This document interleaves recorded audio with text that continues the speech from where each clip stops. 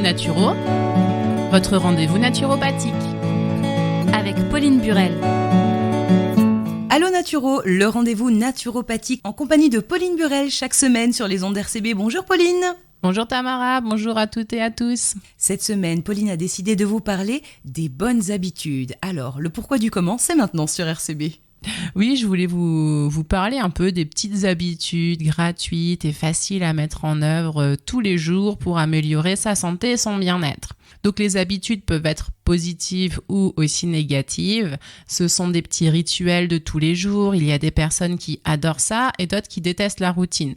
Donc pour plaire à tout le monde, je vous propose un petit listing de bonnes habitudes. Comme ça, pour ceux qui aiment la routine, vous pouvez faire toujours les mêmes choses. Et pour les autres, vous pouvez piocher et varier selon vos humeurs. Alors Pauline, comment fonctionnent les habitudes ? On entend souvent qu'il faut 21 jours pour qu'une habitude s'installe. Je ne sais pas si tu as déjà entendu ça, Tamara. Tout à fait. Donc même moi, je le pensais parce que j'entendais souvent, donc je l'ai même sûrement déjà répété. Mais en faisant mes petites recherches pour l'émission d'aujourd'hui, parce que oui, je prépare mes émissions et je vérifie mes sources pour pas vous dire de bêtises.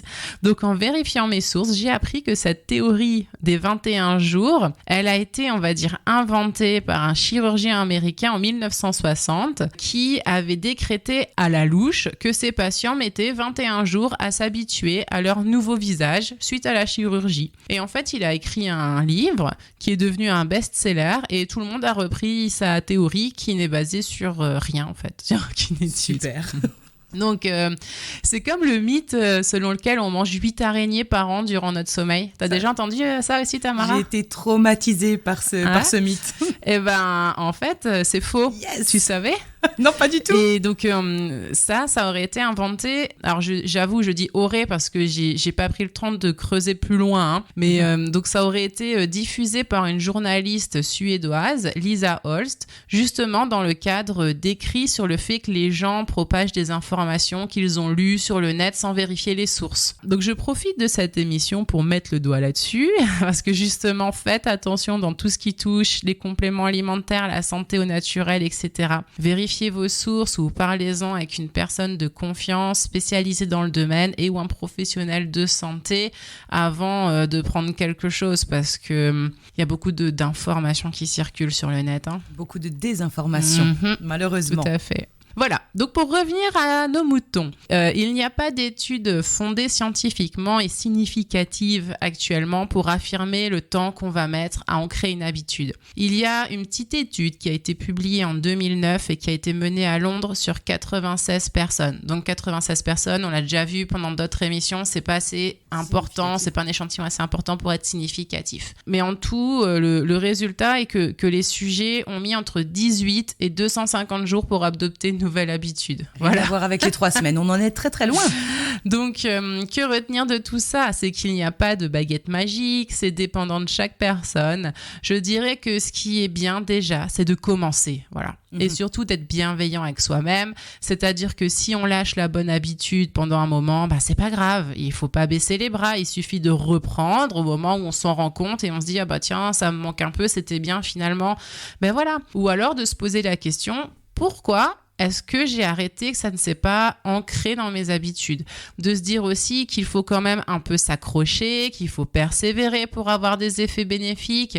Et enfin, comme je vous donne un listing, pour pas se lasser, vous pouvez varier vos bonnes habitudes selon les jours, les semaines, les mois, les saisons, votre humeur, le temps disponible que vous avez, etc. Soyez curieux, soyez bienveillant avec vous-même, testez, expérimentez, découvrez votre corps. Tout simplement.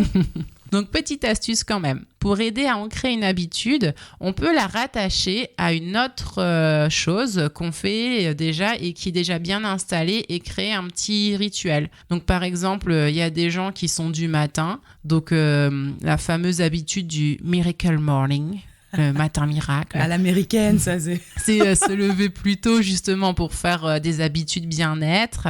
Et il y a des personnes chez qui ça va être plutôt à la pause de midi pour couper la journée de travail. Moi, personnellement, c'était vraiment ce qui me convenait quand je travaillais en bureau parce que ça me redonnait la pêche après. Et on peut aussi mettre en place une routine après le travail pour couper justement ses pensées professionnelles, pour switcher dans la vie après perso, familiale, après le travail. Et il y a des personnes aussi qui sont plutôt du soir, surtout en été, quand le soleil se couche plus tard, on est actif plus longtemps. Et pour ceux qui sont concernés, les enfants sont couchés, donc on a un peu de temps pour soi, faire ce qu'on veut. Et enfin, on peut aussi parsemer tout au long de sa journée des petites habitudes qui font du bien et adapter selon son énergie et son besoin du moment. C'est pas grave si on ne trouve pas tout de suite ce qui est parfait, essayez. C'est pas grave si ça marche pas tout de suite. Alors, qu'est-ce que tu nous proposes comme petites habitudes faciles à mettre en place ? Alors, je vais essayer de vous proposer des choses qui sont simples, où on n'a pas besoin d'être formé, ou alors ça s'apprend vraiment très facilement avec Internet. Maintenant, il y a plein de choses, des tutos et tout ça. Ou pas besoin d'avoir un matériel spécial, ou pas besoin de prendre quelque chose qui prenne trop de temps. J'ai fait un listing en vrac, donc selon les idées qui me venaient. Donc, je vous préviens, je saute du coq à l'âne. Et c'est ça qu'on aime, Pauline, c'est ça qu'on aime. Bon, je commence par mon chouchou. Notre chouchou. La cohérence cardiaque. Donc, je vous ai fait une émission spéciale dessus. C'est l'exercice de respiration. On inspire par le nez pendant 5 secondes. On expire par la bouche pendant 5 secondes, pendant 5 minutes.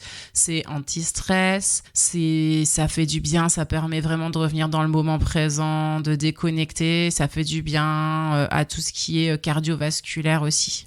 Après, bien mâcher. Quand on mange quelque chose, on ne pense pas souvent, mais c'est important parce que c'est le début de la digestion. Donc, ça aura un effet sur tout le chemin après de l'aliment et ça permet d'être plus en adéquation avec ses besoins nutritionnels au niveau des quantités parce qu'on met plus de temps, en fait, on laisse le corps comprendre que oui, il a assez mangé. Finir sa douche à l'eau froide, comme on en a parlé la semaine dernière avec l'insuffisance veineuse. C'est bon pour la circulation des fluides et des énergies dans le corps. Donc, on peut faire que les jambes, on va aller faire toute la tête. Si on est courageux, on finit par y arriver. Tout. Oui. Ça, par exemple, moi, c'est une habitude que je fais en été, mais pas en hiver. Voilà, oui. Par exemple, quand on parle des saisons. Être positif, alors faire une prière ou remercier pour 3 choses positives de sa journée le soir au coucher. Couper les conversations négatives ou arrêter de fréquenter les personnes toxiques. Et quand vous devez faire quelque chose, visualisez l'événement en avance et visionnez-le comme un film et comme si tout se passait parfaitement bien en fait. Si vous mettez du positif autour de vous, vous serez de meilleure humeur, vous vous sentirez mieux, vous serez plus optimiste aussi pour les choses. Et en parlant d'optimisme, c'est important aussi de bien dormir. Ah oui, tout à fait. Soigner son sommeil, se coucher. Alors, essayez de se coucher à la même heure. Ça, c'est important. Et de se lever à la même heure et de dormir suffisamment entre les deux, bien sûr. Et on rappelle que pour les adultes, c'est au minimum 6 heures de sommeil, c'est raisonnable. 8, c'est 6 heures, c'est pas... 6 heures, c'est pas 7 heures, c'est bien. 7 heures, c'est mieux. Voilà, il faut dormir, les amis. Ouais. Bon, après, franchement, ça dépend des gens. Oui. En fait, il y a aussi des gens qui ont des problèmes, des cycles de sommeil, des choses comme ça. Enfin, le sommeil, c'est vraiment tellement individuel. Il y a des personnes, elles dorment 5 heures, ça leur suffit. Oui. Et il y a des personnes, elles dorment 10 heures, elles sont encore fatiguées. Exactement. Donc, et c'est à s'adapter soi-même, hein. C'est propre à chacun. En tout cas, soignez la qualité de votre sommeil. Ensuite, boire suffisamment d'eau, surtout quand il fait chaud, minimum 1,5 litre et plus si on fait du sport et s'il fait chaud comme en ce moment. Pratiquer quelques minutes de pleine conscience chaque jour. Donc la semaine prochaine, je vous ai fait une émission spéciale sur la pleine conscience. En gros, en fait, c'est de la méditation qu'on peut faire très vite, à n'importe quel moment, super facilement. Et c'est pas ennuyeux comme la méditation qu'on imagine où on est assis, on fait oui. Je vous expliquerai.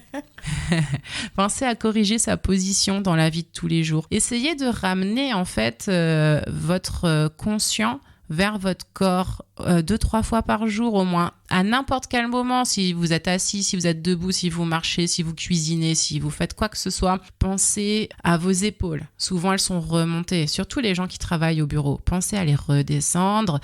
Ouvrez la cage thoracique, on met les épaules vers l'arrière, grandissez-vous, étirez-vous, ne vous ratatinez pas, évitez de creuser le dos, décroisez les jambes. Prenez toute votre ampleur en fait. Pour être bien, le corps, il a besoin de s'épanouir. Souriez.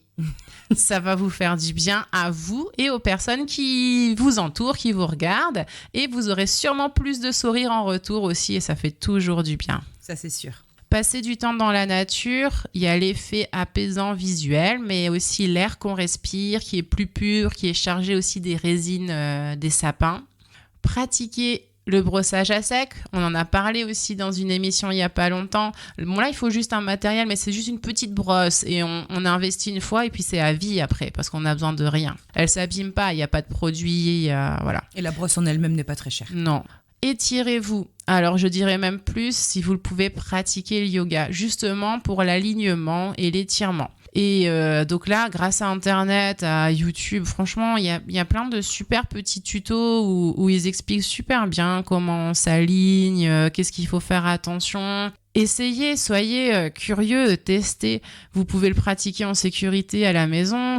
Commencez tout simple, l'exercice de base, la salutation au soleil. Ça vous permet vraiment de passer de debout à coucher au sol, de remonter et ça étire tous les muscles du corps, les bras, les jambes, le dos et tout. C'est vraiment bien. Soyez curieux, essayez. Il y a également, en plus, si vous voulez être encadré, il y a plusieurs profs de yoga dans la vallée. Oui, c'est vrai. Également, la technique de Gasquet. C'est pour renforcer la sangle abdominale et protéger le dos. Bernadette de Gasquet, c'est une médecin qui a développé cette méthode et à la base, elle était prof de yoga.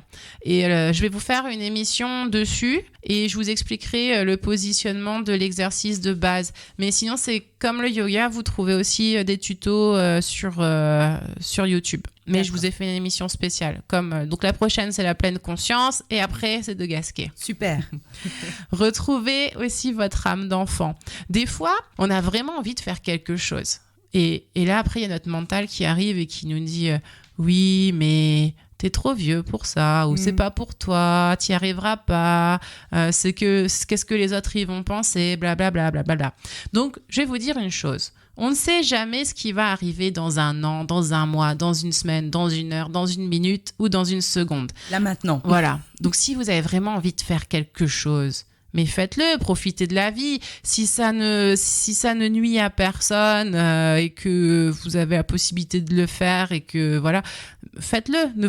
Laissez-vous, ouvrez vos limites. Moi, j'ai déjà entendu des adultes me dire « Oh non, je suis trop vieux pour faire de la balançoire » ou reprendre le livre de coloriage avec les petits-enfants. Mais oui. Donc, c'est pour dire qu'en fait, mais il n'y a pas d'interdit, faites ce que vous voulez. C'est ça.